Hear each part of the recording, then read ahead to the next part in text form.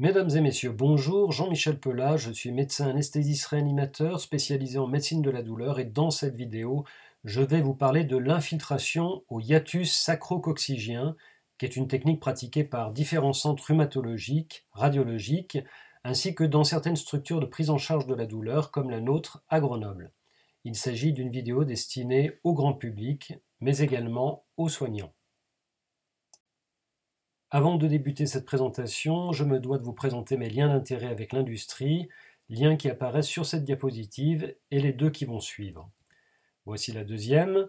Si vous souhaitez des informations plus précises, vous pouvez vous rendre directement sur le site du ministère, dont l'adresse apparaît au bas de cette troisième diapositive.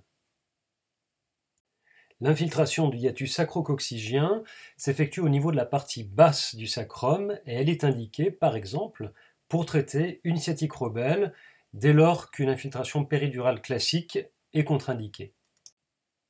Sur cette diapositive, vous pouvez observer la partie inférieure du rachis lombaire et au-dessous le sacrum, puis au-dessous encore le coccyx qui correspond aux dernières pièces osseuses de la colonne vertébrale.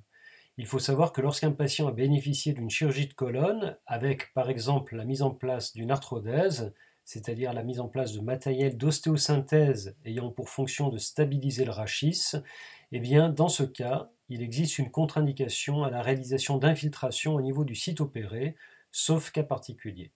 Cela est vrai pour toute chirurgie vertébrale, y compris lorsqu'il n'y a pas de matériel. Ainsi, dans le contexte d'une sciatique sur rachis opéré, si une nouvelle contrainte nerveuse, une hernie discale par exemple, venait à être mise en évidence sur les imageries, les infiltrations directes du conflit n'étant pas possibles, l'une des solutions repose sur l'infiltration au niveau du hiatus sacro-coccygien, qui est une petite échancrure entre les deux dernières pièces sacrées, à la partie basse du sacrum, et par lequel nous avons accès à l'espace péridural. Pour comprendre ce qu'est l'espace péridural, je vous propose ce schéma qui représente une vertèbre lombaire vue de dessus. Vous avez en avant le corps vertébral à ce niveau et en arrière l'arc postérieur avec à ce niveau les processus épineux qui correspondent au relief que l'on peut palper au niveau de la colonne vertébrale.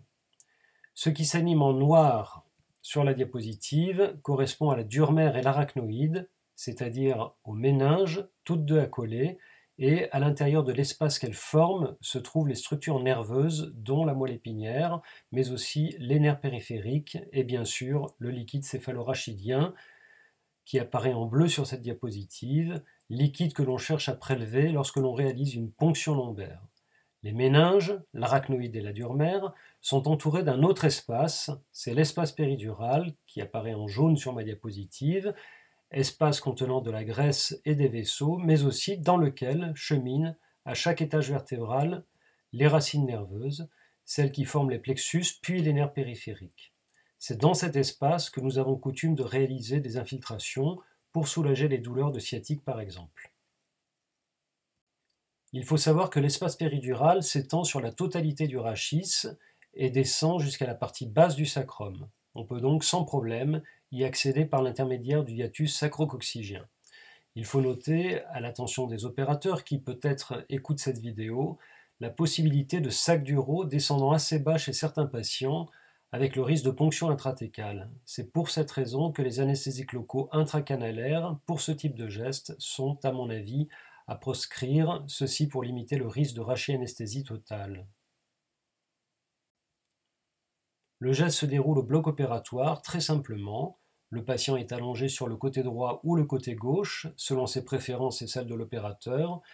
Il est demandé au patient de se mettre en position fœtale pour arrondir la colonne vertébrale et à l'aide d'un feutre, on repère le hiatus sacro-coccygien ainsi que l'axe du rachis.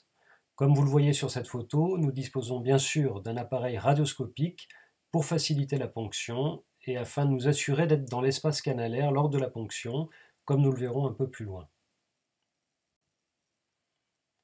Avant de ponctionner le hiatus, une asepsie chirurgicale, c'est-à-dire une désinfection rigoureuse, est réalisée par l'aide opératoire et un champ de protection fenêtré, qui est ce plastique transparent qui recouvre le tronc de cette patiente, est placé pour garder la zone stérile et bien propre. Le fenêtrage du champ opératoire, fenêtrage que j'ai surligné car il est difficilement visible sur cette photo, nous permet d'accéder au site de ponction.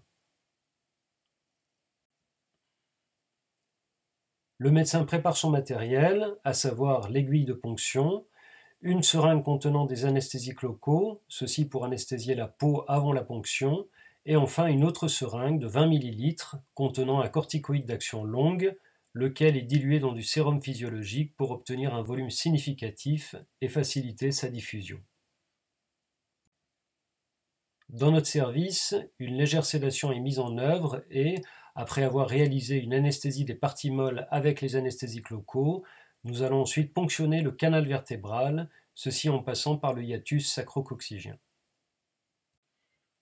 Dès que l'on est en place, ce que l'on peut vérifier grâce au contrôle radioscopique, nous le verrons sur la prochaine diapositive, eh bien nous allons injecter la solution cortisonnée en réalisant régulièrement des tests aspiratifs pour être certain de ne pas injecter dans un vaisseau ou dans le liquide céphalorachidien.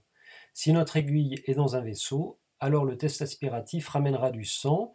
En cas de retour de liquide céphalorachidien, cela signifie que nous avons traversé la dure mer et l'arachnoïde. Dans ces deux cas, c'est-à-dire en cas de ponction vasculaire ou de ponction de l'espace intratécal, l'injection sera réalisée après repositionnement de l'aiguille. Voici le contrôle radioscopique sur lequel on visualise bien l'entrée de l'aiguille par le hiatus, à ce niveau-là, et son avancée dans le canal vertébral. Chez certains patients, comme dans le cas présent, la cathétérisation peut être limitée à quelques centimètres, mais cela est suffisant car, comme indiqué précédemment, nous injectons un volume de cortisone conséquent grâce à sa dilution dans le sérum physiologique. Une fois que l'injection est terminée, on retire l'aiguille et on met en place un petit pansement sec pour protéger la zone de ponction. Il est conseillé aux patients de se reposer au moins dans les 48 premières heures qui suivent le geste, puis de reprendre une activité progressive, sans forcer, dans les 3 premières semaines. Cette vidéo sur l'infiltration du hiatus sacro-coccygien est terminée. Il ne me reste plus qu'à vous remercier pour votre attention. À très bientôt, en tout cas je l'espère.